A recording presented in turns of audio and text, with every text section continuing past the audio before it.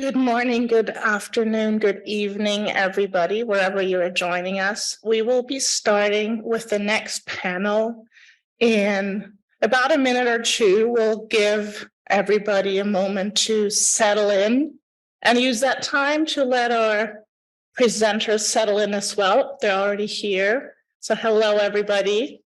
My name is Giza Dang. I am a health and human rights consultant with Treatment Action Group. And I will be moderating today a panel to speak about our collaboration with the University of Turin, the Strategic International Litigation Human Rights Clinic, about our project to influence the upcoming pandemic treaty that is beginning to be negotiated at the WHO International Negotiating Body. And so before we start with the thematic portion, I first wanted to take a moment to thank the AAAS for putting on this conference yet again, and also for their commitment to participation and allowing us to do this panel in a way that enables a lot more people to join than otherwise may have been possible. I also want to give a specific thank you to the students of the Strategic Litigation Human Rights Clinic, because their term ended in June. And they're still here with us working on this project and, in fact, coming up with ideas of how this project can continue with real life impact. And so I'm going to take a moment to let you know what's happening in this panel. We'll have a short introduction from me. We'll then have opening statements from each of our panelists, and then we'll move into a larger Q&A session. And so I hope that you will have a lot of questions both on how this project came about, the implementation of it, because this is a collaboration between different types of stakeholders, universities, human rights practitioners, and international human rights mechanisms. But I also hope that you will have questions for the students in particular about, how this has influenced their thinking, as well as, of course, the subject matter, which is the right to science and the new WHO pandemic treaty. And so you'll be hearing today from Virginia Blato, who's one of the former students. You'll hear from Julia Perrone, who is the co-convener of the Strategic Litigation Clinic, and you'll hear from Ludovica Poli, who is an assistant professor of international law at the University of Turin. And I've listed for you, just because we'll be covering a lot, just a few highlights of what we'll be talking about. So of course, we'll be talking about the right to science, which really has been the center of our work and how we can actually apply this legal text to active advocacy. We'll talk about it in the context of COVID-19, something that everybody has a lived experience with now. And so we can, use this as an example to think about how participation in the context of the right to science can play out. We'll talk about international mechanisms. We'll talk about advocacy practice.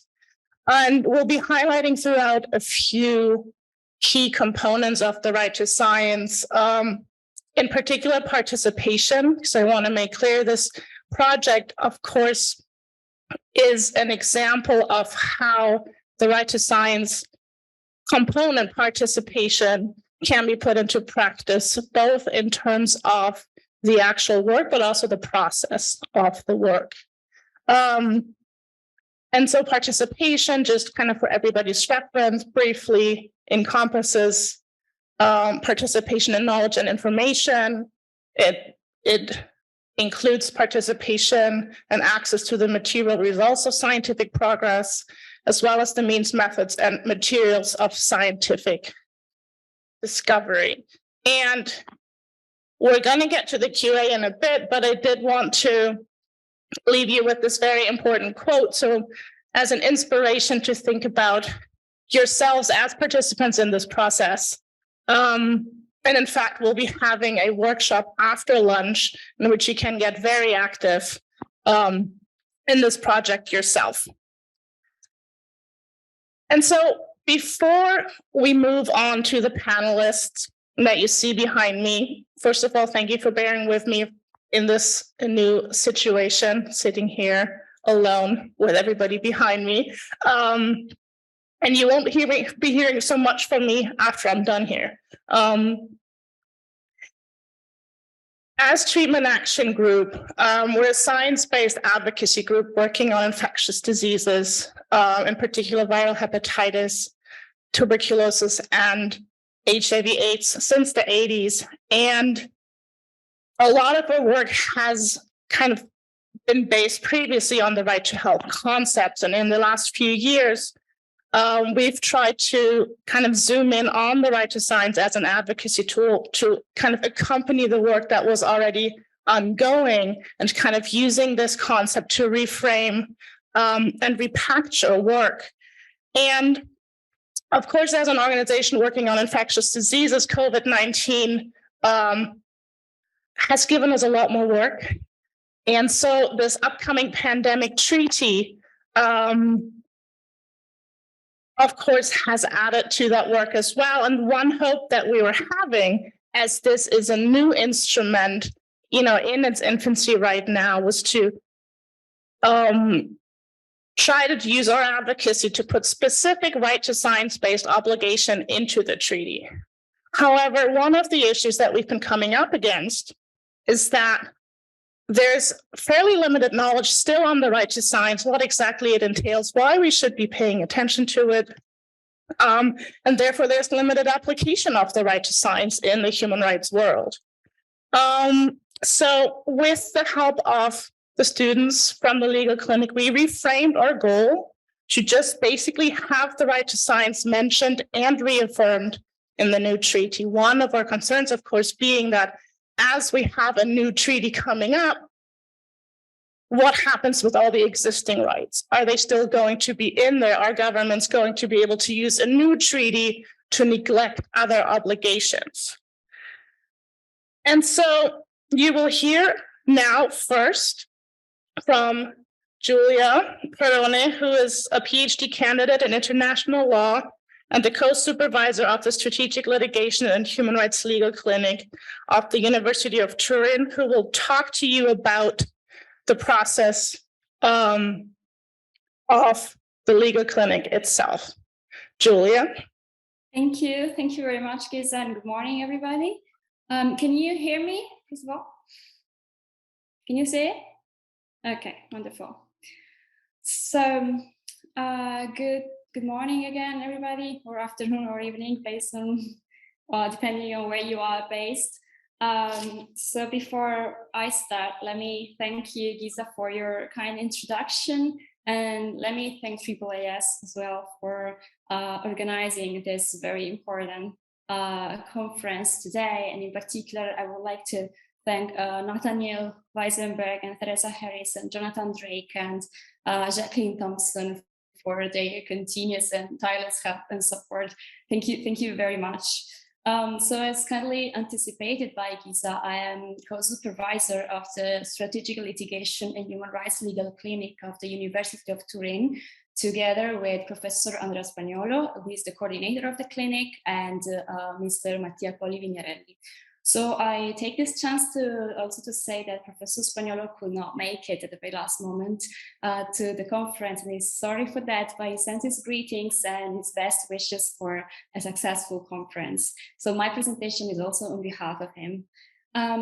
So let me also say that I am particularly proud of being here with our students from the legal clinic, because first of all, participating in an international conference is an achievement for them as students, but also for us as supervisors, to be honest, but also because this is just the tip of the iceberg of their work.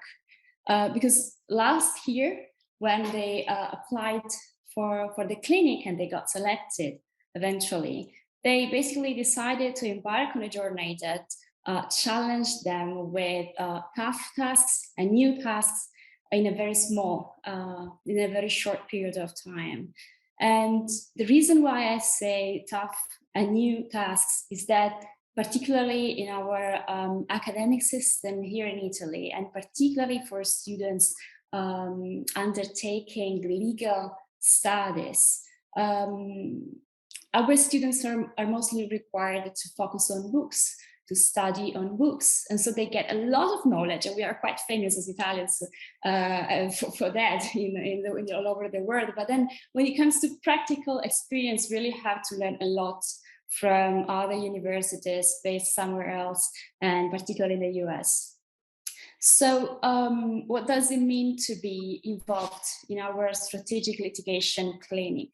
It means that students have the opportunity to participate in legal proceedings before either jurisdictional or quasi-jurisdictional bodies at the international level, and try to contribute to some kind of positive change into society. That could be social, that could be cultural, that could be human rights related change.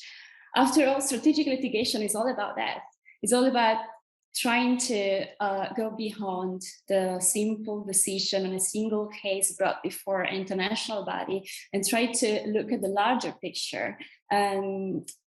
Strategic litigation is about stories, is telling stories worth spreading and trying to understand what is the legal impact of those stories on the international legal framework in the context of human rights.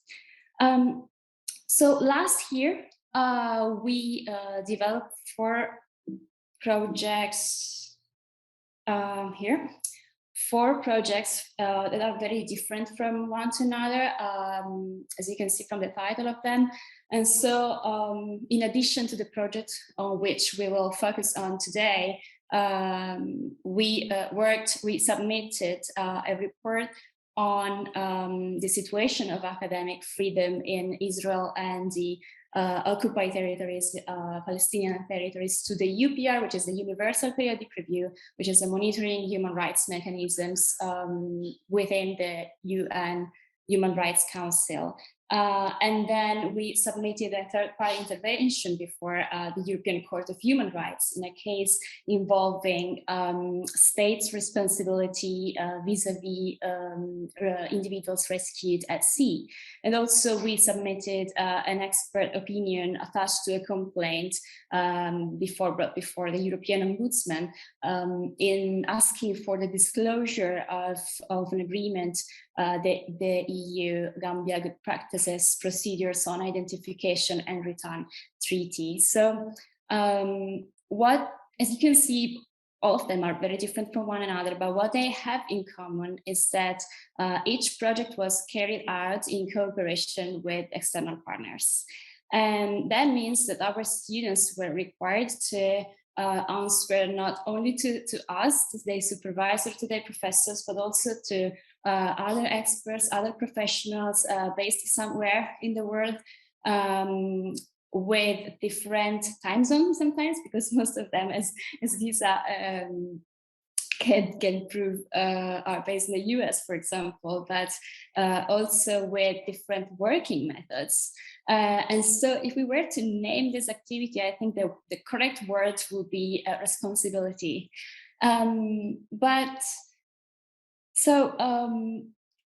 We achieved this outcomes all together, and then I would like to focus actually on the project that interests us the most today, that is the right to science as a game changer against pandemics, towards an international instrument against global health emergencies. So Virginia Blatto will talk about it extensively, but I just would like to give you a bit of context for now. This was a project carried out in partnership with Treatment Action Group and with Science for Democracy. So we are all particularly thankful to Gisa and to Mike Frick for their continuous and extremely important and precious support in developing this project. So as Gisa already anticipated a little bit, and then as you might be aware of, last year, the World Health Assembly of the World Health Organization agreed to kick off a global process for the drafting and negotiation of this new instrument for the prevention, preparedness and response to pandemics and to global health emergencies. And so this global process was meant to involve civil society as well. And so we decided to participate in this global process by submitting a video statement to the intergovernmental negotiating body of the WHO. So Virginia will talk extensively about the content of our video submission, which was based on our report, that is the role of the right to science for the effective management of pandemics. And so because Professor Polly and Virginia will talk about the content of the right to science first, and then the content of our report, I would like to focus on some other elements that I think can be relevant for our discussion today, that are our goals, our approach, and our partnership. So we pursued two goals, two different but connected goals. The first one is we wanted to raise awareness of the right to science, which is a human right that has been neglected for years. Partially, it has been said because of the lack of an authoritative interpretation. Before, in 2020, the Committee on Economic, Social and Cultural Rights adopted a general comment number 25, which provides the authoritative interpretation of the right to science. And we also wanted to raise awareness on the significance of this right to science for some practical issues, for the real life, for the real world, that is in particular the management of health emergencies. And our second goal was to actively take part in this global process launched by the WHO. So at the very beginning, our students themselves were not really aware of what the right to science was. But then they became more and more interested in that, and they started to collect resources and to study resources and to check the news and share thoughts about that, and then to look for and reach out to interested stakeholders. And I think that this is exactly the approach that we need and the energy that we need if we want to try and bring some kind of positive change into society. And there is something that we tell them every year at the beginning of the clinic program. This year is the third year, but it is something that we tell them every year at the beginning, that is that strategic litigation, or more in general advocacy in the field of human rights, can be extremely exciting, but it can also be extremely frustrating sometimes. So it might be that you work hard for days, weeks, and months, and you do not achieve your results at the first stage, and you do not achieve immediately your desired, expected results. And so this means that advocacy or strategic litigation requires time, requires patience, and requires a lot of determination. So on this point in particular, our partnership with treatment action group and with Science for Democracy were extremely gracious. We learned a lot from our partners. And again, I'm really thankful to Gies and to Mike and to Treatment Action Group and to Marco Perduca, who is not here, but sends his greetings as well from Science for Democracy. Because we learn a lot. And I think, I'm not saying that because we are all together here now, but just because I think that the combination between an academic and a non-academic, let's say more strategic, more political approach to the same issue, to the same topic is really a perfect combination for the achievement of results in terms of impact on the real world. So I think that our experience is the demonstration that if you are open to dialogue, and if you are open, if you're willing to cooperate with someone who works in kind of the same field, but approaches the same issue from a different perspective, then results in terms of, again, impact on the real world and real life are more likely to happen. So this is the clinic, and in numbers, so this is the third year, but last year we had 18 students, 4 projects, 4 partners, and 4 submissions, 12 guest speakers, and 3 national or international conferences involving our students. So I will stop here for now, and happy to discuss further our work with you, and happy to listen to Professor Poli and to Virginia Blatto. Thank you, Giza, back to you. Thank you, Julia, for this introduction to the clinic, and thank you for your words, I think in particular about your reminders on staying open and being open to dialogue, because I do think that throughout this process that we started at the beginning of this year, not realizing we'd still be here now, that has really been a driving force. The ability that you came to us with just an idea saying, hey, we would like to work on this. What would be useful to you? How can we make this work for all of our organizations and make it applicable to the real world has really been a wonderful experience. We'll now turn over to Ludovica Poli, who is an assistant professor of international law at the University of Turin. She teaches public international law and European Court on human rights case law. Her research focuses on human rights law, including humanitarian law, international criminal law, and the law of international organizations. And she will be speaking a bit more about the right to science. Please go ahead. Thank you, Giza. Can you hear me? Okay, wonderful. I also have some slides I want to share with you. I hope it works. Is it working? Yes, hopefully. Okay, so first of all, let me thank the organizer for having me here.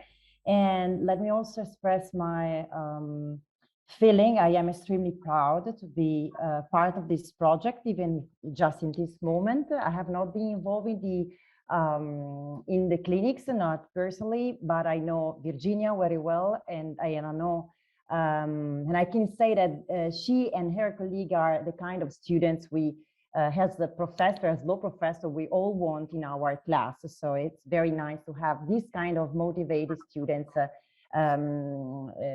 let's say, improving their knowledge through action, as in this case.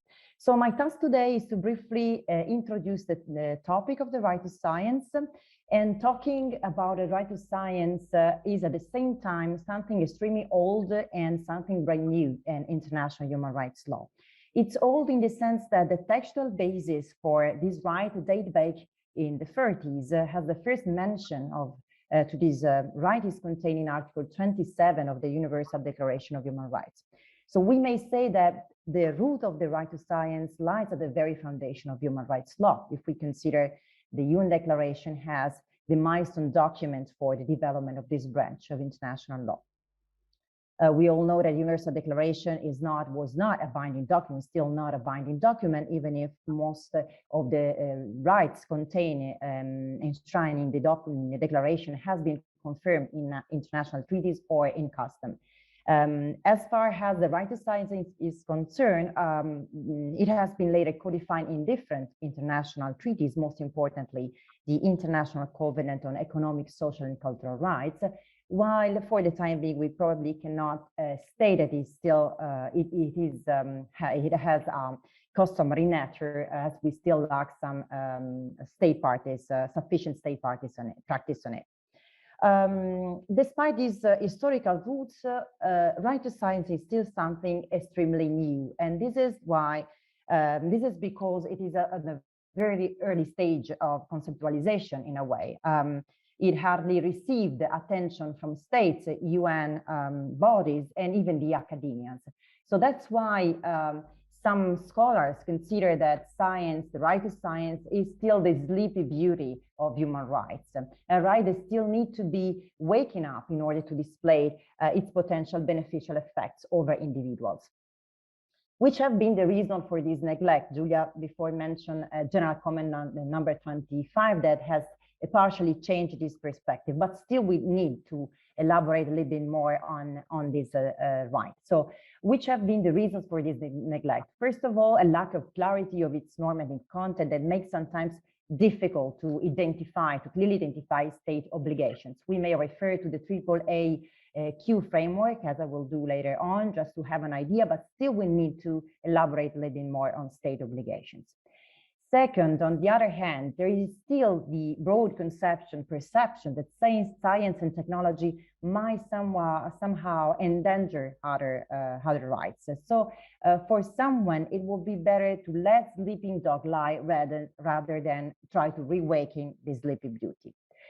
Before exploring the content of the right to science, so maybe we can try to consider whether as lawyers, we should have faith in science and in its beneficial impact on human existence, or rather we should be scared by its possible misuse. This is not a purely rhetorical concern.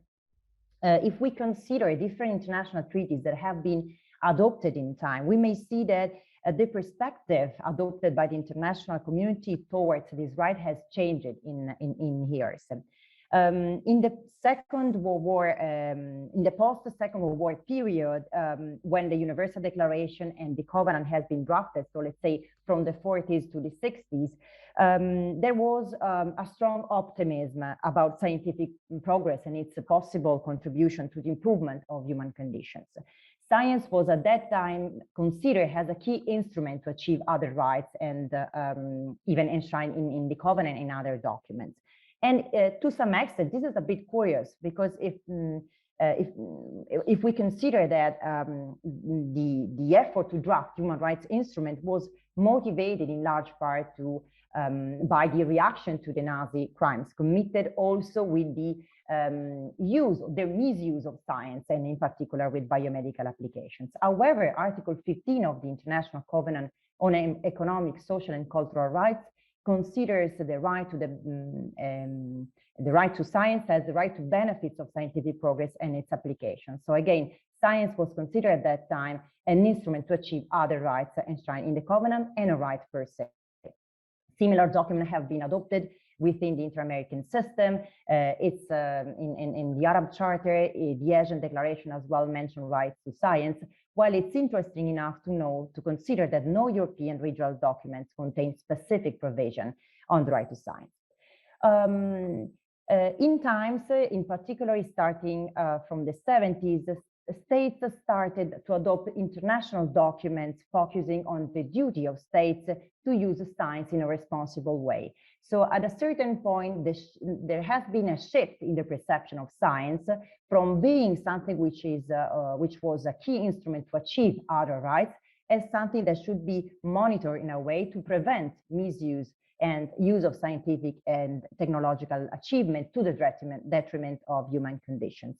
So, for example, the Oviedo Convention, as well as the UNESCO Declaration on Human Genome, demonstrate that the concerns of possible adverse effect of science have reinforced during years, also, of course, in view of the development of knowledge and the broadening of possibilities in applications. So, as lawyers, should we trust science, or should we consider it as a possible way to violate human rights? It's clear that the potential threatening impact of science and technology over fundamental rights should never be underestimated. However, science is not inherently, even if science is not inherently good, along with technology, science is a vehicle which may be driven by different values for good and for evil. So if this is our starting point, I think that we have both to improve human rights-based approach to science to avoid that the values bring science for evil, but also at the same time to elaborate on the right to science per se. What does it mean to improve human rights-based approach to science? This firstly imply that we need to conceive science as an instrument for human benefit.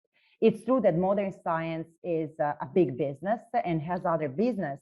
It may be influenced by economic forces, financial interest, but human rights-based approach to science implies that the development of scientific knowledge must not be left entirely to market forces.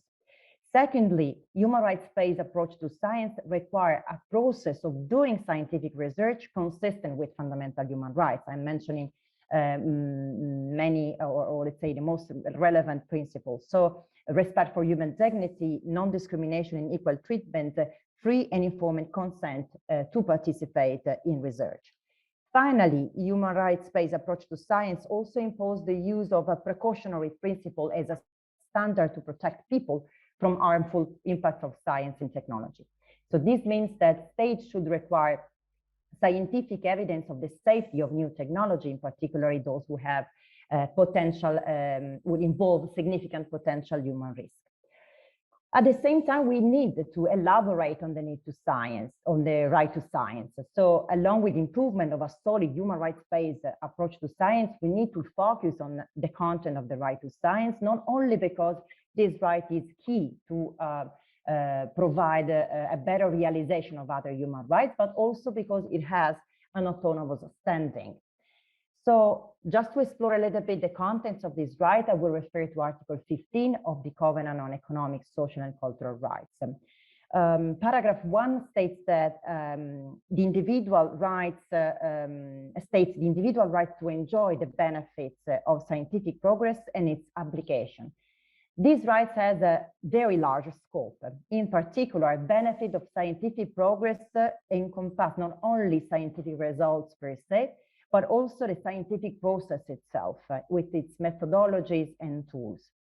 Additionally, enjoyment of the right to science, the benefit of scientific progress, the enjoyments imply both the access to scientific knowledge. That means also access to science education. I always stress that this is a very key part of the element of this right to science, because actually knowledge is exactly what makes us, what empowers people to make informed decisions. But the enjoyment does not cover only the access to scientific knowledge, but also the participation in scientific development that Giza mentioned before. This participation in scientific development covers both the freedom of research, which is also mentioned in paragraph 3 of Article 15, but also more in general, opportunities for all to contribute to the scientific enterprise. Two more elements need to be mentioned, just to provide general overview on the right to science. Like other rights envisaged in the Covenant, science is subjected to the principle of progressive achievement. This means that state parties are required to take steps to the maximum of their available resources with a view of progressively achieving full realizations of the right to science. This means that qualified actions are required, namely conservation, development, and its diffusion. Because there is still great divide in equal access and in use of science and technology, especially for people living in developing countries, international cooperation is crucial in this regard, as paragraph 4 of Article 15 clearly recognized. So I move just very quickly to the last slide because I don't want to take too much time. I just want to leave the floor to Virginia for her presentation. But I think that it's interesting to mention whenever we address the normative content of a right, and in particular economic social right, we need to mention the AAAQ framework, which is used by the Committee on Economic, Social and Cultural Rights to describe the content, normative content of different rights provided by the Covenant. In particular, if applied to the right to science, this framework implies that states should make the right available, the right to science available, providing instruments and infrastructures for conservation, development, and diffusion of science. States should also make the right accessible, so ensuring access without discrimination to scientific knowledge and its applications. Also, states should make the right acceptable. That means explaining and disseminating science and its application in a way that facilitates acceptance by everyone, taking also into consideration different cultural and social contexts. Finally, states should assure the quality of the right to science, so grounding their decision-making on the most updated, generally accepted, and verifiable science available. And this obviously can be achieved only through a constant dialogue with scientific community. I thank you very much for your attention. And again, thank you very much. And the floor to Virginia, I guess. Thank you, Giza. Thank you, Ludovica Poli. And my apologies to you. You are, in fact, an associate professor and not an assistant professor. It's okay. You just make me younger a little bit, so it's fine. Me misspeaking there. I will now introduce to you Virginia Blatto, who is a team member of the Strategic Litigation and Human Rights Legal Clinic over the last semester. She graduated with a BA in Global Law and Transnational Legal Studies at the University of Turin. And her team also won a national prize in the Philip C. Jessup International Law Moot Court competition. She's now pursuing a master's degree in politics and policy analysis at the Università Commerciale Luigi Boccioni. So apologies for butchering the Italian there. And she will talk to you about the fantastic research report that the students have produced as part of their clinic experience. Virginia, please. Good morning, everybody. Thank you very much to Professor Poli and Julia for their brilliant presentations. Both Julia and Professor Poli have been two key figures in my academic path, and I am extremely flattered to be sharing the floor with them today. I also wanted to thank Giza for the introduction, also very flattering, and for her valuable contributions to our work. Definitely our report wouldn't have come to such a successful close without your precious suggestions. So thank you very much. I'm extremely happy and honored to be a speaker today at this conference. My name is Virginia Blatto, and I, together with my colleagues at the Strategic Litigation Legal Clinic of the University of Turin, have contributed to writing this report on the right to science. I will now briefly summarize it for you, and feel free to ask questions anytime or to intervene with comments and suggestions. So before delving deeper into our work and its details, we should take one step back and consider the institutional context which triggered our project. In December 2021, the WHO launched the negotiations for an international instrument on future pandemics, specifically, and I quote, to strengthen pandemic prevention, preparedness, and response, unquote. It consequently established the International Negotiating Body, the INB, so to facilitate the negotiating process. And soon after, a group of United Nations human rights experts urged states and civil society to stress the importance of including human rights within the instrument. And it is at this point that we come into play. It is against this context, this backdrop, that the clinic decided to intervene and employ advocacy tools to champion the significance of the right to science within a pandemic scenario. We decided to actively take part in the round of public hearings organized by the INP to make our voices heard. Basically, we advocated for the explicit formalization of the right to science within the instrument at stake. So our argument was elaborated into a 30 pages report, which is structured as follows. So first, we have a general overview of the right to science and of its normative implications, using as our main source the General Comment number 25, which provides interpretation to Article 15 of the ICSCR. We also listed and remarked the presence of the right to science in binding and non-binding instruments of international law already, so as to reinforce its importance and already widespread recognition within the human rights law scenario. So the normative content of the right to science is highlighted here, and this section sort of works as a roadmap or introductory paragraphs to the rest of the report. Section 2 is then what can be thought of as the very core of our work, and we divided the section into 4 paragraphs.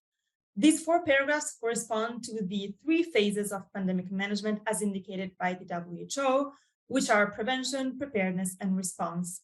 We then added a 4th phase, the recovery, which we believe to be deserving of attention specifically per se, and not just as a subgroup of the response phase. In this section, we explain why the application of the right to science would be key to an effective management of health emergencies, from prevention to recovery in every single step. Last, we added the so-called best practices section, which is intended as a sort of guide to state in handling health emergencies, based on successful instances of previous pandemic management. This section aims at highlighting how states have often already found ways to successfully cope with pandemics in compliance with the right to science, even when the states themselves were not fully aware of having employed the right to science in their decision-making processes. We last added a brief conclusion to summarize our point and reinstate the request for the inclusion of the right to science in the instrument at stake. So as mentioned before, the core of our work is to be found within section 2, the one on pandemic phases and the right to science in each one of them. The first phase to come under examination is prevention. So the WHO itself has identified the 5 main components of the prevention phase, namely planning and coordination, situation monitoring and assessment, reducing the spread of the disease, continuity of healthcare provision, and good management of communications. Our report analyzes and proves how the right to science is a key tool for addressing each one of these necessities. For instance, the right to states to provide guidance on the avoidance of risky behavior or on protection from dangerous exposures. It would even provide guidance, for example, on the transportation of toxic products in appropriately safe containers. This is a crucial thing, for example, of the COVID-19 pandemic and how crucial it was to safely transport masks and COVID tests. So the inclusion of the right to science within the upcoming instrument would require states to enforce such measures, and of course, in compliance with the AAAQ framework as described by Professor Poli. Particularly relevant in the prevention phase are also disease surveillance and investments in research and development, including redirecting funds to healthcare structure. Indeed, our report highlights how investment in healthcare systems proved particularly successful when knowledge obtained from previous pandemic was turned into the current pandemic, the one at stake. For example, this happened when TB clinics were turned into COVID-19 clinics. And therefore, TB doctors were also the first responders to the COVID-19 pandemic, as they were the most suitable to respond to a highly contagious and respiratory disease. Concerning preparedness, the second phase of health emergency management, the right to science here would ensure that action is catalyzed both at a national and international level, so to ensure that the risks associated with a specific threat are contained. This would be done via a first stage where states carry out their own priority setting and assess their own availability of resources. Afterwards, international cooperation would come into play, as specifically required and stressed by the right to science and the General Comment 25 respectively. International cooperation is fundamental in order for resources to be shared and mutually provided among states. Note that in this context, of course, the word resources not only refers to financial resources, obviously, but also to human resources and infrastructural resources. Concretely, this implies that states should ensure scientists access to information and to places necessary to carry out their research, and that hubs and laboratories must be made available to low-income countries who might suffer a lack of them. Last, in the preparedness phase, one key aspect of the right to science comes into play, and that is efficient and transparent communication. The right to science indeed binds states and public institutions to communicate data and information in a way that is perfectly aligned with the most updated and reliable science at hand. And therefore, the public must be made in the position to critically assess the hazard underway, and in turn, to also critically assess the government's preparedness for it. Now, moving to the third phase of pandemic management response, this is the phase where states are called to actually handle the emergency situation. And here, every single policy should be aimed mainly at lessening the impact of the virus on the population. The right to science would foster this goal by ensuring that states apply scientific progress quickly and effectively. Perhaps most importantly, states are under the obligation to provide healthcare without discrimination. This implies that no one is left behind and that states should positively discriminate, meaning they should pay special attention to vulnerable and marginalized groups, especially those already struggling to access medical care for financial reasons, those who maybe suffer like daily discriminations due to social features, and those living in remote areas and therefore struggling also to access healthcare. Medicines and drugs should also be distributed according to the same principle of no discrimination. In this phase, the previously mentioned obligations on communicating transparently and according to science and on international cooperation persist. These are obligations that, as we will see and as we have seen already, have to persist for the whole duration of the pandemic phases. Last, our report focuses on the recovery phase, which was, to us at least, a striking absence in WHO first communications on the instrument under negotiations. Indeed, we believe that the upcoming instrument should absolutely make reference to the recovery phase. The right to science, indeed, would absolutely ensure post-pandemic duties of states. Generally, this means that states should foster community-level healing. Concretely, this means providing redress for the injuries taking place during the pandemic, granting rest periods and recovery tools, especially to healthcare professionals, and ensuring psychological assistance to deal with the trauma of living through a pandemic. In the recovery phase, states should also redress all those injustices taking place during the health emergencies, such as delaying medication to illnesses not related to the current pandemic, denying care due to hospitals being overcrowded, and in general, they should ensure that all setbacks caused to research are immediately compensated for. Concerning the communication obligations, states would also have to provide the public with a comprehensive report on the measures implemented and on their respective efficiency. This would give citizens the chance to personally and critically evaluate the policies and potentially spark democratic debate about it. So this was an overview of the core of our report, but to support it with concrete evidence, we added a section about states' best practices in implementing the right to science during pandemic management. Clearly, this is not at all an overall assessment of a state's ability to govern in general, or it's not even an assessment of any state's merits, but rather we carried out a specific research on how policies based on the right to science work well in very different contexts. Among the instances we brought out, particularly notable are those of private-public coordination, whereby public institutions coordinated with private ones and shared data in a way that was extremely effective so that policies could be implemented quickly and as soon as possible. Also notable were changes in infrastructure, whereby public places were rethought and reimagined so as to fit the new needs of the population arising from the pandemic.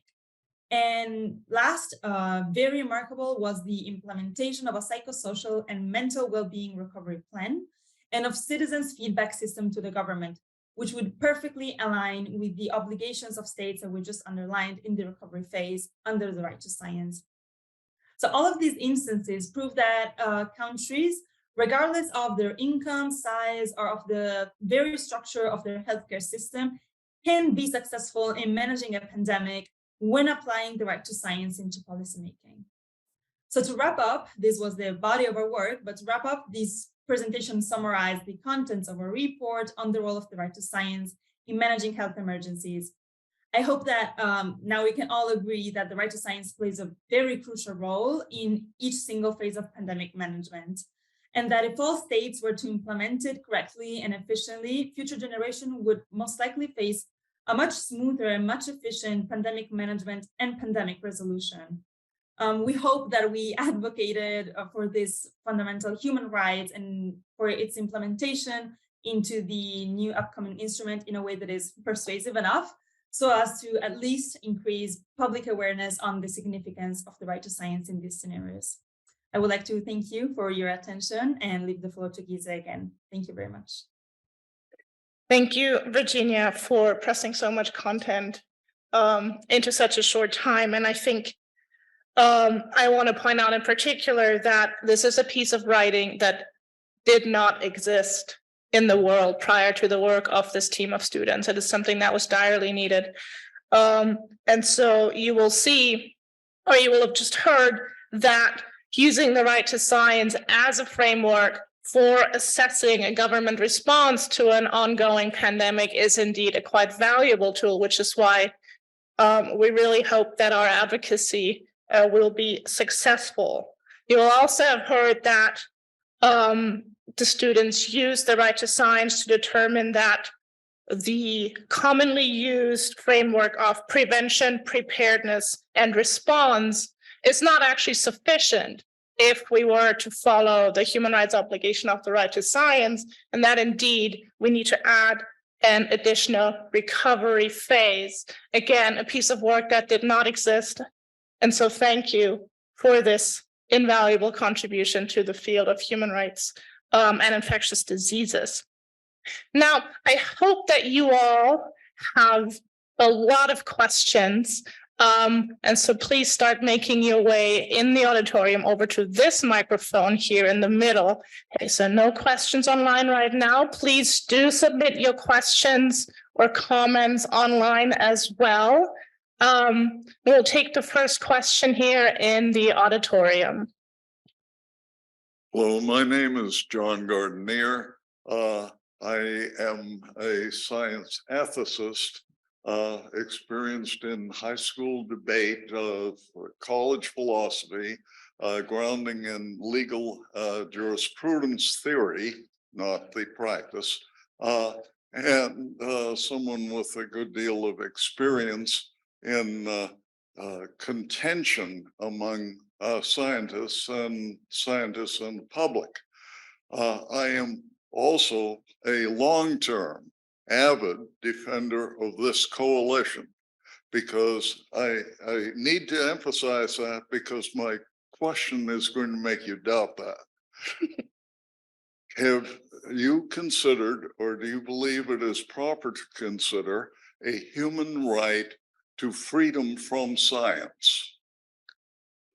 This is obviously an important political question, very much so in the United States today, but it's also a complex one, because there are legitimate things, superficially legitimate things that are not legitimate, and just nonsense directed against science or exercise of the right to science.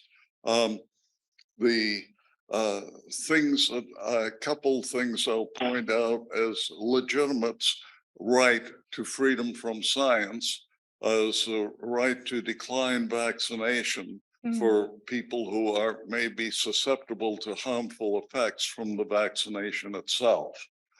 A little looser issue on that is people who have religious or other beliefs that they are morally required to rely on God for their health care, and that reliance on vaccination, for example, or some other medical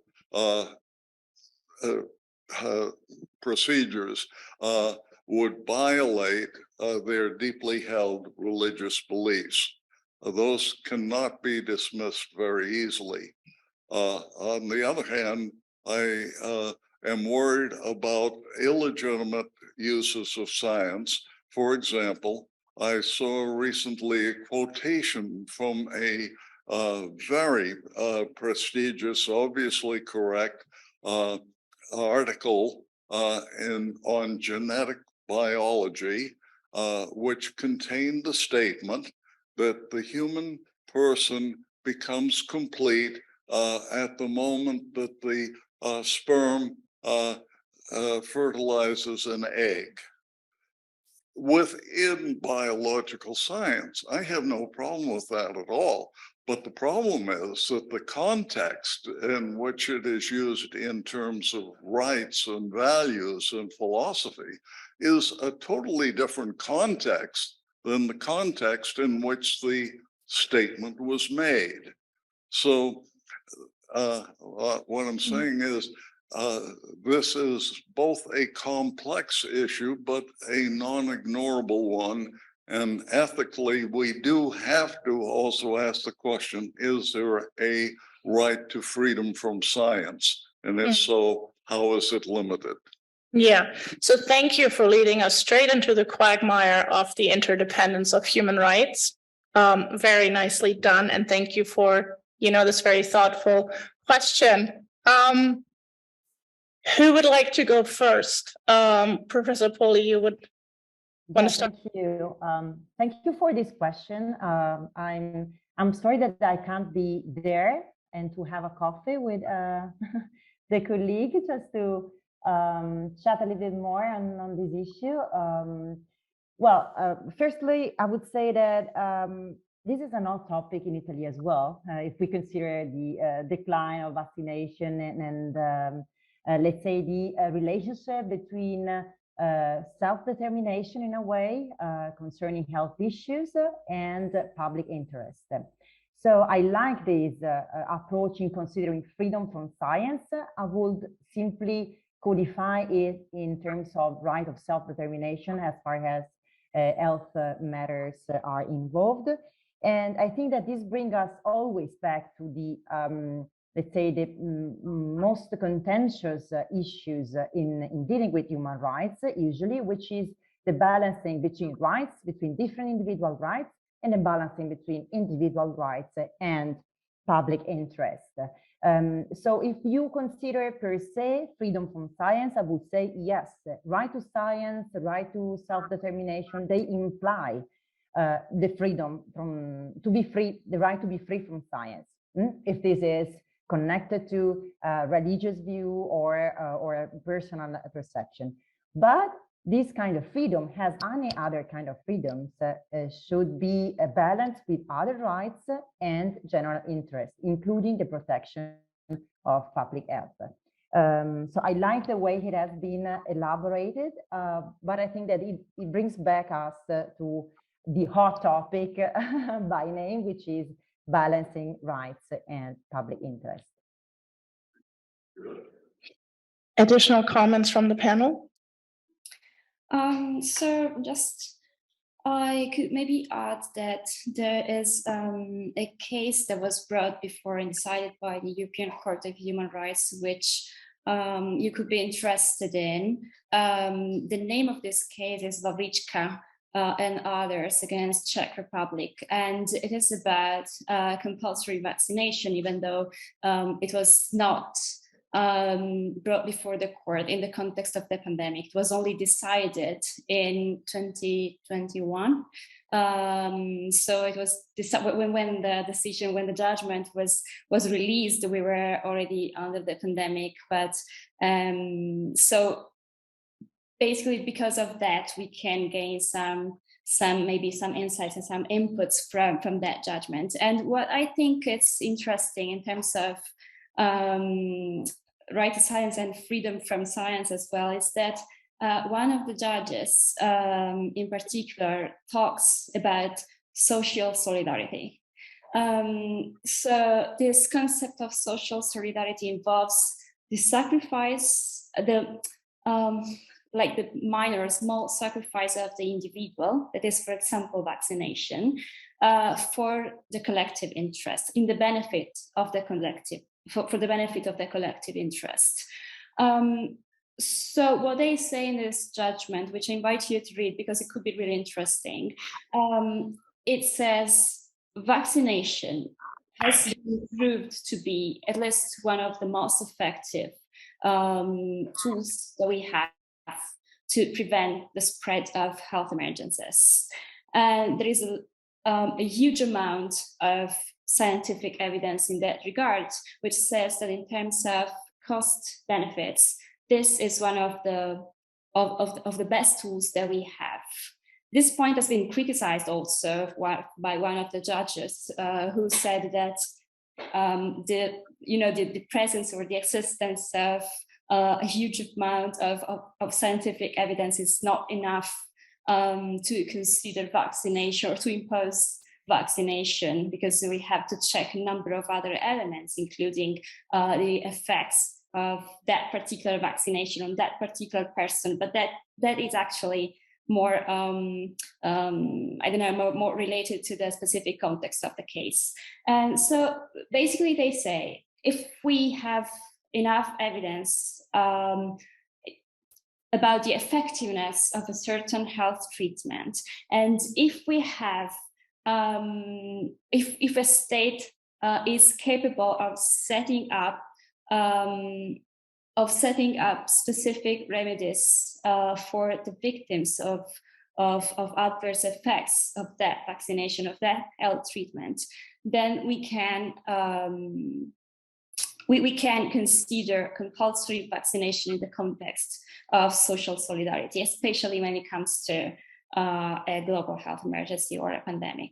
So, and again, in the context of this judgment, one of the plaintiff, he said that compulsory vaccination was in violation, but basically violated his own philosophical beliefs.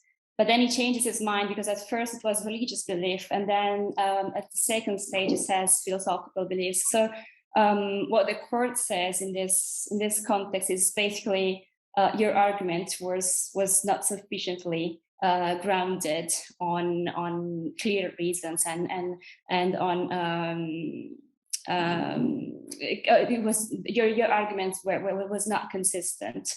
But then on the other side, if we want to see it from the other side, maybe we cannot really exclude that exceptions to compulsory vaccination based on religion beliefs or philosophical beliefs might happen. But again, what is important in this context is it is important that, so what happens sometimes, it happens that I feel that my religious or my philosophical beliefs are violated. Also because sometimes we use this reason, this exception, just as a panacea, because we are afraid of the effects, of the consequences of some scientific or health treatments that we don't, about which we do not know, we do not have enough information. So if there is something that I can add is that both Professor Paul and Virginia mentioned, is that it's the responsibility of the government to ensure equal access to clear, transparent, and correct information. Because if individuals are well informed about what is going on in terms of, for example, in this case, scientific research and the benefits we can gain from the scientific research, then maybe these other exceptions would be better contextualized, I think. I hope it was clear and helpful. We have a question from the chat, and it's in reference to the last question asks from Dr. Art Kendall. And it reads, is the last question really a contrast between the rights of individuals and the rights of groups? I think it's up to me. Shall I? Please. Okay. Well, I wouldn't frame this in terms of contrast between rights of the individual and rights of the group. I would frame it as a contrast between the rights of, let's say, not necessarily the contract, but the limits between the rights of the individual and the interests of the state, which is different from the rights of the group. The interests of the state cover the interest of the individual, who feels not to be part of the right, in a way. So I think it's a different way to explain probably the same thing, but this is how I would do it.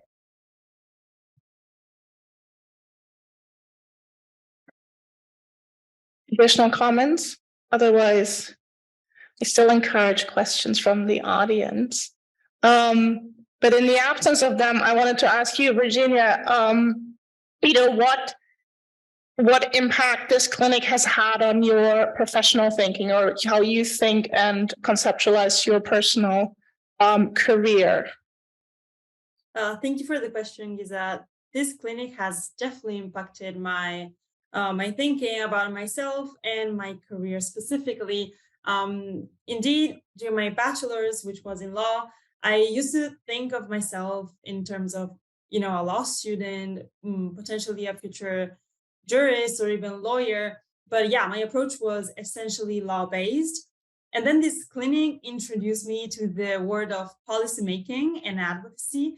Indeed, I think for my group as a whole, the biggest hardship that we have encountered in drafting this report was actually switching from using an essentially legal language that is very hard to understand for outsiders, and switching from it to a more policy oriented one that was more about championing something that we really believed in, and therefore using different ways, of communicating with the public. The way we thought about our audience was much broader than just a bunch of jurists, and getting in touch with these policy-oriented way of working made me actually want to switch my path from purely legal one to a more policy-oriented one. And now I'm studying, my master's is in politics and policy analysis, where I can translate what I learned during my 3 years at law school into policymaking. I think this hybrid is extremely, extremely useful because I am still keeping the way of, thinking analytically that typically jurists have, but applying it to causes that I really want to champion and fight for. And essentially the role of the clinic in this was pivotal, absolutely. I wouldn't have gotten in touch with this different way of arguing, speaking, writing that is, again, based on policy analysis and on advocacy tools, and if it wasn't for the clinic. So I'm extremely grateful for that, and because it has definitely changed the way I think about myself and my career. With the benefit now of hindsight, do you have anything that you would suggest to the clinic or to anybody else trying to embark on this kind of interdisciplinary activities? What should they consider, and what should they want to try to emulate, maybe? It's very hard to say. I think this experience was extremely positive and beneficial overall. So there's nothing that I would have done differently or anything such, but an advice I would give to myself in the past, if I could, or to future clinic students and to students who want to do any such experience as well. I would say what Julia has stated right in the beginning of her speech, that advocacy is challenging, it's interesting, it takes so much time, it involves you, it's very engaging, it's incredible, it's an incredible experience, but it is also very frustrating sometimes. We have witnessed many setbacks during our work, and still now we really don't know where this will go. The participation of civil society into these processes is, twofold. On one side, again, it's very engaging, it's very interesting, and it's very fair that we can contribute to the drafting of international instrument. But on the other hand, our participation is also limited, in fact. We have submitted our report, our video to the INB. Well, we have appeared in the video that you can look up on the INB website. There is our contribution. But, it's there, and we don't really know completely where it will go. And by we know, months, maybe even a couple of years will have passed. And yeah, it can be very frustrating. It can be very frustrating because something that you have to do, in a hurry, very quickly, you have to put so much effort into it, and you start believing in it so much. You start talking about it with everyone, with your friends, with your teachers, with your colleagues. And in the end, you don't really know what it results in. It can be very frustrating. Of course, if you really believe in the cause, this is a good trade-off, something you can accept and sacrifice for. But on the other hand, yeah, there are definitely low moments when you don't really realize where this is going concretely. And that's something I would advise myself in the past against. So before I go to everybody for kind of closing reflection, Jacqueline, do we have additional questions in the chat? We have one comment coming from Margaret Snowden, and it reads, as a doctor, seeing the velocity with which a local infection can become a global pandemic in modern life via airline transportation, the public health community must work very quickly to identify the infectious agent. Clear communication is not possible while still on a learning curve. Yeah, and thank you for that comment. And I think maybe that is something that we can weave into everybody's kind of closing statement, and maybe your reflections on, this process of this work. In your, Virginia has given us some of her thoughts as a participant, but maybe some reflections. Julia and Ludovica, as teachers, yesterday we talked a lot about human rights education for scientists, and so you're working with the law students, bringing in other disciplines into your teaching through the clinic. So anything you would like to say in closing, please go ahead. I go first again. Sorry, Julia. Just want to add that, again, it's a great opportunity also for professors and teachers meet students with, let's say, the intention to improve their knowledge. So they need to be extremely motivated in a way. I can find themselves outside this door. I am in my office. They spend afternoons and mornings after lectures and studying for the exams. Just to take some time to improve their skills in this regard. So this make the difference for them, but in a way it's also a message for us that we need to improve that kind of experience for our students, that it makes that difference also for the way we teach human rights in a way. So I would like to share some good news that I received today that is taken from the experience with another legal clinic, that is the legal clinic of the Loyola Law School University in Los Angeles. Because 2 years ago, or even more, even 3 years ago, the legal clinic, the students of the legal clinic in Los Angeles submitted a report together with Science for Democracy and Luca Coscini Association. I was a member of on the situation of the right to health and the right to science in Italy. They submitted this report to the Committee on Economic, Social and Cultural Rights, and they particularly raised the point on the right to science, and they lamented the violation of the right to science due to some restrictions that are present in our national legislation in the field of artificial reproductive technologies. So today, I received the news that the committee published its concluding observations on Italy, and there is a point that I read because it's very short, which says, Right to Science, the committee is concerned that some unreasonable restrictions and limitations imposed by law number 40/2004, which is the law I was mentioning about medical assisted appropriation in Italy, might effectively hinder scientific research, as such restrictions are not compatible with the right to benefit from scientific progress and the obligation of the state party to respect the freedom indispensable for scientific research in Article 15. So the committee recommends that the state party review law number 40/2004 in order to remove such unreasonable restriction. This is a huge achievement. It is based on the work of a legal clinic. This is a huge achievement also because only that legal clinic raised this point. So it's really connected. It's definitely connected with the report. So some impact is possible, but it took, as Virginia said, it takes time. It took 3 years or more in order to receive this news. So we need to be patient, but then sometimes this huge amount of work just pays off.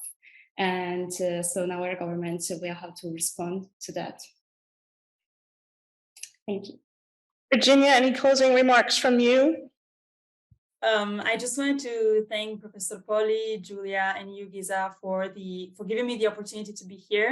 I am extremely thrilled to hear Julia's news, not only because of the news itself, but also because it's extremely exciting to hear that the clinic work all over the world can be impactful, and that there is such a strong network of clinics worldwide. So in case there's any professors in the audience, I strongly encourage you to consider the opportunity to set up legal clinics in your institutions. And in case there's any students, I strongly encourage you to participate. Thank you very much again. Thank you so much, Virginia, Julia, and Ludovica. And as Nate makes his way to the podium for some AAAS announcement, I just wanted to let everybody know that right after lunch, you can become a participant in our ongoing advocacy on the right to science and the pandemic treaty, where we'll be using in a workshop the report written by the students in the legal clinic to write advocacy letters to the US INB negotiator and the co-chair of the INB itself. So with that, thank you, everybody. Thank you to Italy. Thank you to and Nate, please take it away.